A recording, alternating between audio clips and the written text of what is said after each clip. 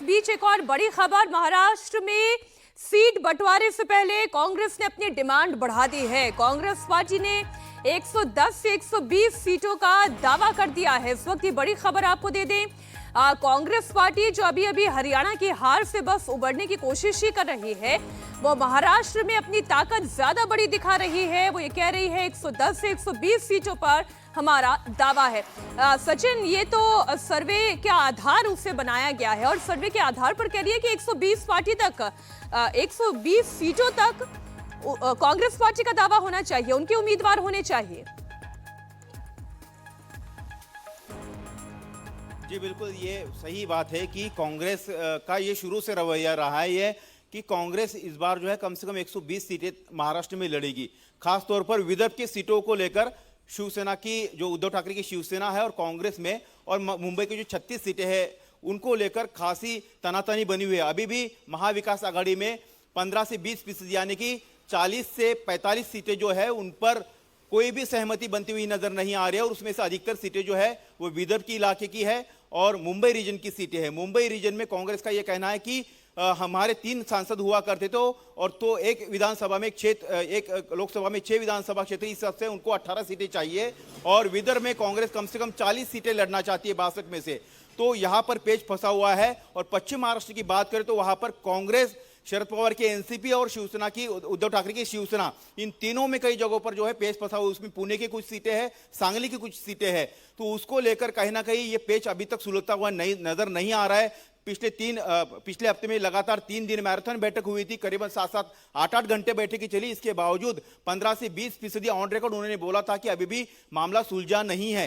तो हमारी भी जानकारी यही है कि अभी तक 40 से 45 ऐसी सीटें हैं जिसको लेकर अभी भी विवाद बना हुआ है। जी सचिन, एक और जानकारी आप दीजिए। देखिए, उद्धव ठाकरे तो पहले से ही बहुत ज्यादा सर्च कर रहे हैं कि उन्हें सीएम फेस के तौर पर आगे कर दिया जाए, नहीं तो कम से कम कांग्रेस पार्टी अपना ही नेता कोई एक तय कर ले। तो क्या किसी चेहरे के साथ ये अलायंस इलेक्शन में जाएगा, या फिर जो नतीजे आएंगे उसके बाद ये तय किया जाएगा?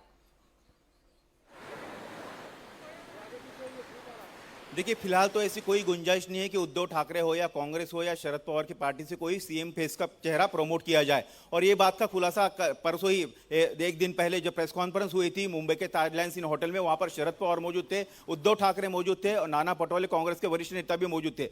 तो उन नेताओं को ये सवाल पूछा गया था कि क्या आपका चेहरा कौन होगा मुख्यमंत्री पद का, और आप ये एश्योरेंस भी दीजिए कि क्या चुनाव के बाद सीएम पद पर बात नहीं बनी तो आप तीनों एक साथ रहेंगे। तो उस पर उनका जवाब था कि मुख्यमंत्री पद का जो भी फैसला होगा वो चुनाव के बाद ही होगा। और उन्होंने ये गेंद सीधे आप महायुति के पाले में डाल दी थी। उद्धव ठाकरे पहले और उनके पार्टी के नेता संजय राउत लगातार ये मांग कर रहे थे कि कम से कम उद्धव ठाकरे का सीएम का चेहरा प्रमोट किया जाए, या फिर कांग्रेस या शरद पवार उनकी पार्टी से कोई चेहरा बताए। लेकिन अब उन्होंने कहा है कि हम तो अपना चेहरा जो है चुनाव के बाद ही तय करेंगे, उसमें कोई दिक्कत नहीं होगी। तो कहीं ना कहीं चलिए, ये तो नतीजे के बाद ही तय होगा कि महाविकास आघाड़ी में सीएम फेस कौन होगा। वो तो खैर नतीजे बता ही देंगे कि उसकी आवश्यकता पड़ेगी भी या नहीं पड़ेगी। लेकिन देवेंद्र, यहाँ तो महायुति में एकदम से क्लियर है ही किसके चेहरे पर ये चुनाव होगा। निश्चित तौर पर चुनाव से पहले उसमें कोई ऐसी स्थिति नहीं होनी जा रही। मुख्यमंत्री, मौजूदा मुख्यमंत्री शिंदे हैं और उन्हीं के चेहरे के साथ, उन्हीं के मुख्यमंत्री रहते हुए, उन्हीं के मुख्यमंत्री के नाम का ऐलान करते हुए भी बीजेपी गठबंधन इस चुनाव में जाएगा।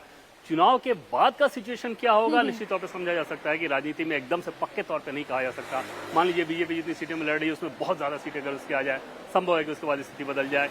अगर शिंदे खुद बहुत ज्यादा सीटें लेकर आते हैं तो ऐसी ही स्थिति रहेगी अगर सरकार बनाने की नौबत इनकी आती है। तो कुल मिलाकर पहले की स्थिति में कहीं कोई एम्बिग्युइटी नहीं है, कहीं कोई उसमें अस्पष्टता नहीं है। बात का पता नहीं कौन जाने।